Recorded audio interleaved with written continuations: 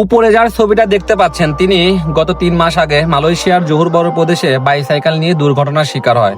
দীর্ঘদিন হাসপাতালে চিকিৎসার হওয়ার পরে তাকে জোহর বারোতে থাকা কিছু বাংলাদেশি প্রবাসীরা তাকে আশ্রয় দিয়ে সযত্নে রাখেন।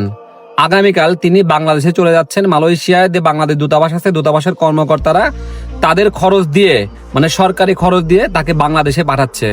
আগামীকালকে ইউজ বাংলায় ফ্লাইট 3:50 যদি কোনো ভাই মালয়েশিয়া থেকে বাংলাদেশে এই ফ্লাইটে যান, দয়া করে অবশ্যই যোগাযোগ করবেন। এই ভাইটাকে সাথে করে নিয়ে যাবেন।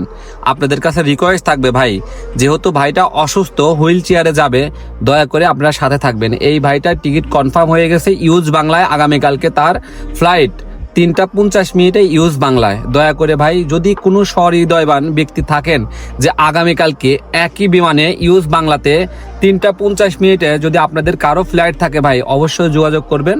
আপনারা দয়া করে কেউ তাকে সাথে করে নিয়ে যাবেন ভাই, দয়া করে একটু সাথে করে নিয়ে যাবেন, যেহেতু তিনি দীর্ঘদিন যাবৎ অসুস্থ অবস্থায় আছে, হুইল চেয়ারে তাকে পাঠানো হচ্ছে। আপনারা একটু সাথে থেকে অবশ্যই তাকে হেল্প করবেন, এইটুকুই আপনাদের কাছে চাওয়া। এই ভিডিওটা বানানোর একটাই উদ্দেশ্য, যদি কোনো ভাই আগামীকালকে ইউজ বাংলায় 3:50 বিকাল 3:50 তার ফ্লাইট, যদি কোনো ভাই থাকেন অবশ্যই নিয়ে যাবেন। আর বাংলাদেশ দূতাবাসকে আন্তরিকভাবে ধন্যবাদ জানাই যে এইরকম মানবিক কাজ তারা করে যাচ্ছে।